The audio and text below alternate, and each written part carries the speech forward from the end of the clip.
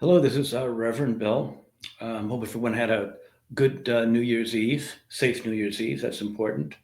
Um, anyway, I've been gone for a couple of days for a good reason. I was going to do a review on that new movie came out, Nosferatu. Um, but then it hit me. I never really saw um, a Nosferatu movie. I mean, I've seen clips. As a boy, I watched all the Dracula movies, including what probably was the best of them all, which was a BBC miniseries starring Louis Jourdan, which I couldn't find recently. But in all fairness, I didn't look that hard. But it didn't seem readily available. But I probably could find it if I started to poke around a little more. But anyway, so in fairness, all I really knew about Nosferatu is that they say he was a cheap rip-off of Dracula. The story is something along the lines of they wanted to do a Dracula movie, but they didn't have the rights. So instead of doing a Dracula movie per se, they kind of cloned it, and instead of Dracula, they had Count Orlok, and they used the name Nosferatu to represent vampires. And the story was pretty similar, and that's one of the reasons what I kind of got me caught up in this whole last couple of days is I I got I got myself more involved with Nosferatu than I ever wanted to. Um, so for fairness, I sat down and I watched what is considered to be the best, which is the 1979 version with Klaus Kinski. He's the daddy of Natalia Kinski, which you might know, Natasha Kinski. I apologize. You might know her better. She was from Cat People and Tess and a few other things. Anyway, so I watched that, and the ending did not seem like the ending I expected, because again, I'm more familiar with of the Dracula movies. So, in fairness to my review statements, whatever you want to call it, my research, I had to go back and watch the silent movie, the 1922 movie, um, which surprisingly it held up pretty well considering it was a silent movie. I never really watched a silent movie from beginning to end. I watched little snippets of Charlie Chaplin and Buster Keaton, but I never really sat down and watched an hour and a half of a silent movie before, which I did. See what I do for you guys? Um, and I will say this, it actually held up pretty well. Um, I watch a lot of movies that are foreign, and I rely on subtitles a lot anyway. So reading a movie is not that big a deal for me. Um, but it did okay. It did okay. I guess my big problem with it was just the fact that there was a lot of the overacting. I didn't need to see all the hand gestures, and that was a bit too much. But as far as the plot goes, it was fine. I mean, it moved at a good pace. The words pretty much let you know what was going on, and yeah, that was it. And the ending was very similar to the ending of the first Nosferatu that I saw. Um, so then I went digging around, and I remembered a movie that I saw some 20, 25 years ago uh, called Shadow of the Vampire that starred John Malkovich and Willem Dafoe. And at the time, I watched it, and I didn't really know the significance of it. I just thought it was a interesting movie. We go that little later. Um, but that was the making of Nosferatu. I saw that, and their endings seemed to be pretty much in line with the other Nosferatus. but Nosferatu was supposed to be a copy of Dracula. And I was pretty sure that I knew the ending of Dracula because while I've not seen it in many years, I did see it as a young boy, and I saw that one on BBC. I wasn't quite young, but I saw that it was like a four-part miniseries, and I just wanted to make sure I wasn't losing my mind. So I ended up getting streamed Bram Stoker's Dracula from 1992. Strangely enough, I actually had this movie in my movie theater at the time. I was a projectionist. I remember I had that movie. I did not watch it for whatever reason. I don't remember, but I did have it in my theater, and it had Winona Ryder and Gary Oldman and Keanu Reeves and Anthony Hopkins. It was pretty much an all-star cast. Uh, and I watched that one, and that pretty much had the ending that I expected. But now I've just watched like four full length vampire movies. I'm kind of all vampired out. And the irony is, I still didn't yet get to see the Nosferatu that opened, which is, I guess, the last one I'm going to see for a while. I just can't take any more Nosferatus or Draculas. I'm shell shocked with all this vampire and fangs and blood and everything. But I just wanted to go over. That's pretty much what I've been doing. It's kind of interesting, and I'll quickly go over each movie with you, just to kind of know what to expect if you decide to watch these movies. The first one is considered to be the best, Nosferatu, up until this new one. When everyone's calling 1979 the best, this was in the past. Even before this movie that just opened up, with what's Bill Skarsgård or whatever his name is. Yeah, so I guess that probably will take over. I'm guessing from the best because was unimpressed with the first one I saw. This just a quick review in case you want to see it. It's called Nosferatu the Vampire with a Y, not an I. 1979. Klaus Kinski was excellent. There's no denying that he had the whole vampire thing down. Whenever he was on the screen, it was really mesmerizing. For my money, he was the best vampire that I've seen. The bad thing is, I don't know what happened with the editing. The scenes were very well set. I mean, the director knew what he was doing as far as the shots go. Very beautiful, very majestic. The problem was they didn't flow together. And I don't know what happened. It was almost like someone got like all the movie pieces and threw them in the air and just taped them together. Maybe not that bad, but not far from it. One minute the guy's here, and next minute he's across the world. You wonder how he got there. I don't know. I mean, you kind of piece it together. You're not a moron. But the point is, why are you piecing together the work? It's supposed to be laid out for you. And I don't think it was that at all. The acting was okay. The guy that played Jonathan was all right. The character of Renfield, I'm sure whoever knows the story of Dracula or Nosferatu know who Renfield is. We don't need a lot of background for those of us knowledgeable, but those of us who don't know who Renfield is, they would have been a little lost. It didn't really spell it out. It didn't really spell out his insanity or how he got it. And it was really hard to watch him, to be honest with you. He was very annoying as a psychopath. But all in all, the movie was okay. There's plenty of things that happen off camera. I thought that they could have probably brought on camera. Like, I think that the part is they mentioned on the boat where the captain has like 5 or 6 sailors, and they just talk about how the sailors have gone missing with no sign. Well, I mean, it's 1979. You couldn't just show us 1 or 2 getting killed.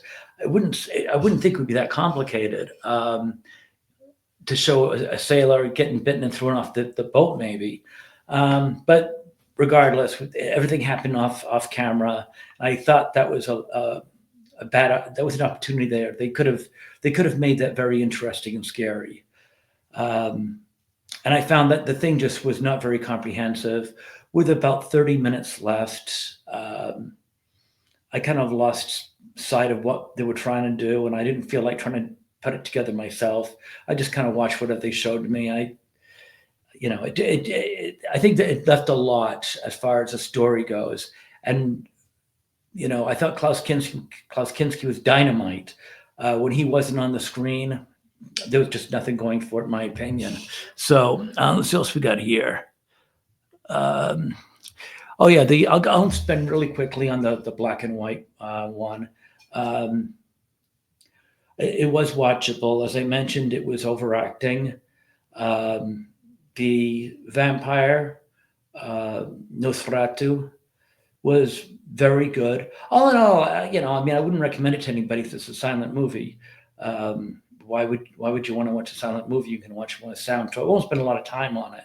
I did find it watchable.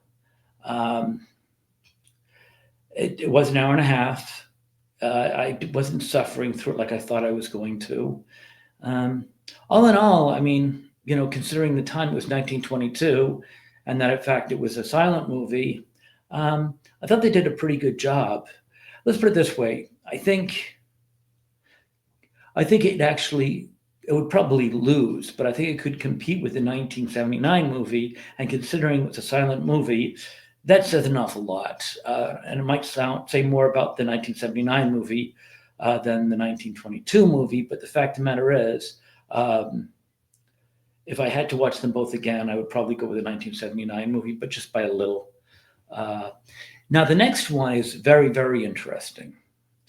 And I remember watching this when it first came out, um, and I didn't know the particulars behind it. But it caught me when I was watching the 1922 movie. Some of the names sounded familiar. So I looked them up. Now, names meaning the actors and the director, not necessarily the characters in the play in the movie. Um, so what happened is I started looking up the names of the actors and director, and it tied into um, the movie Shadow of a Vampire. Now, Shadow of a Vampire is a very strange movie. Um, it's not a comedy, certainly not a horror film either. It's just quirky. When I say it's not a comedy, let's put it this way: if you don't laugh out loud, you'll probably chuckle a few times. What the movie is, from what I understand, in the 1922 movie, there were some rumors on the set that the actual actor, Max Schreck, was so good that he might actually be a real vampire, which of course I don't think he was. He had a background. But somehow, the creators of Shadow of a Vampire, they thought, what if we did a movie based on the first Nosferatu, only have the director, and I forget his name, but they used the real director's name, um, uh, and have him sneak a real vampire on the set. In other words, let's do a reenactment of the first time they shot Nosferatu in 1922, only let's use the silly rumors. Let's just say he did actually hire a vampire. What would it be like? So, again, Shadow of a Vampire is a tongue in cheek movie about the making of the original Nosferatu, with the addition of the rumors being true and that the actual Max Schreck was indeed a vampire. And how would that play out on the set? And they got Willem Dafoe, who's always good in everything, to play um, Orlac, uh, who is a real vampire playing a vampire. Hopefully, this makes sense to you. It's a little confusing. And John Malkovich played the director, the real director who directed the 1922 movie, who was, I guess, a fanatic. And that was the hook. The hook was that the original director was such a fanatic, getting everything perfectly, that they got John Malkovich to get a real vampire to play Orlok. And it was quite it was humorous. I couldn't call it a comedy, but there was certainly funny elements in it. I think at one point, um, Orlok, the actor, uh, is talking to the other actors, and he's of course in character because he is a vampire. And a bat flies by, and he grabs it and just starts eating it in front of them. And like, wow, this guy takes this part really seriously. He's a real method actor. So it's pretty interesting. So I wouldn't say it's a must see, but if you're kind of curious about what it would be like if they actually hired a real vampire to make Nosferatu, that would be it. Now, the last movie I'm going to go over today, because I gotta go do the new Nosferatu, was Dracula, which was done by Francis Ford Coppola. This one goes back to 1992, as I said. This one I even had in my movie theater. I remember it being a modest hit. It wasn't huge. The background is that this came on the heels of, I guess he did a few bad movies for Zetterby, but that's his studio, Francis Ford Coppola's studio, and he wasn't doing too well. One of the bombs, I guess the big bomb, was The Godfather 3, where his daughter had to play Michael Corleone's daughter, and she really was not an actress, which is funny because once she got behind the camera instead of in front of the camera, she's actually quite a good director. Most notably, she did that movie. Oh, Scarlett Johansson and Bill Murray from 2000. Was it 1999? It's escaping me, but there's a movie in Japan where they met. It'll probably come to you in a minute. Anyway, she did that movie, and it really got hurt. The background is originally, from what I understand, and again, this is Hollywood rumors. I don't know anything, but I was involved with theater, and I would read stuff. And it was, I guess, supposed to be Rebecca Schaeffer. She was at least one of the finalists, and I believe she was actually going to one of the tryouts the morning that she was shot by that guy in her house. So that kind of eliminated her. And I think Winona Ryder was going to do it, but during her movies, she was doing too much, and she said she was suffering from exhaustion. So she kind of bowed out of it, which meant Sofia Coppola had to step in and play the role, which really did ruin the movie. Sorry, Sophie, but it did. Anyway, so it was supposed to be a made-for-TV movie, and somehow it came across Winona Ryder, who was not on speaking terms with Francis Ford Coppola since she stepped out of the movie. Maybe he held a grudge, or who knows. But she took the script to him, and she said, "You got to do this." And he looked at it, and he agreed to do it. And as a result, he made enough money to save his studio. And of course, he cast her in the movie. So there's a little bit of history there, and the making of Bram Stoker's Dracula. Let's see. So the movie itself, there was a prologue that went on for about 10 or 15 minutes that's not part of the book.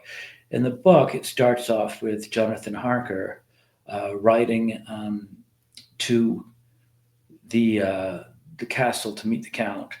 But I guess for this rendition of Dracula, Francis Ford Coppola put a history in that really wasn't in the book. Something about Dracula and Mina were together in a previous life, and she died because she killed herself because she thought that her lover was killed, but he wasn't. It's just kind of kind of a Romeo and Juliet start. I hope I'm not really, you know, um, spoiling anything because that's in the first couple of minutes. Um, but anyway, um, and the movie does come across as a love story, more of a love story than I remember it being. Certainly, uh, I don't really think it came across. See, when I saw Dracula, I never really saw a lovesick puppy, which I guess in a way that's what they made Gary Oldman in this movie. But let's see, Winona Ryder was okay in it. Keanu Reeves, I'm a big Keanu Reeves fan. Um, so this is not a knock on him. I just wonder if it was just not setting him up to fail, having him as a young Englishman. He did okay, but I just didn't feel um, I didn't feel it was right putting him in that position. Somebody. Tom Holland, although at the time, I'm not sure Tom Holland was alive when the movie was made, but someone like that, that's obviously English. Another thing that I had a problem with is Anthony Hopkins, who's always brilliant. They had him have a German accent, which I don't think he needed. I know the character was German, but I mean, does that mean that Anthony Hopkins has to put on a German accent? I know in one movie, I think it was the Red Hunt for Red October, Sean Connery just had his regular Welsh accent. He's supposed to be a Russian, and it sounded a lot better than pretending to be Russian. God knows. I'm a big believer that maybe less of the fake accents is better. I think Anthony Hopkins would be great playing Anthony Hopkins. I don't think he needs to sound German. And Gary Oldman, outstanding as always. Again, the only problem I have with that whole thing is they had him as kind of um, a sick puppy with love, and I don't know. Lost in Translation was a movie with Scarlett Johansson. I knew it would come to me. I was having that in the back of my mind when I was talking about this. So yeah, I mean, I think it would be better. To me, it showed a weakness to Dracula that I didn't think he had. But no, the ending was right, and that makes me think that if they really wanted to avoid a lawsuit, because it really did go to court, they could have easily avoided the lawsuit, because the second half of the movie was completely different than Dracula. If they just changed a few things in the beginning, I don't think there would have been a lawsuit. Um, there's plenty of movies about vampires. You didn't need to have. They didn't call him Harker. He was a Hutter, I think. Jack Hutter, I think his name was, not Jonathan Harker. Anyway, they could have avoided a lawsuit, because I think there's enough differences in the middle and then definitely at the end that they could have changed a couple of things and maybe avoided a lawsuit. They didn't care. They went to court and lost, so whatever. Anyway, that's it for now. I'm going to actually go see Nosferatu in the next day or two, and I'll be checking back with you with the follow-up for this. Hopefully you found this somewhat interesting. But anyway, if you liked it, like, share, subscribe. And if not, thank you for your time. Have a good evening. Bye.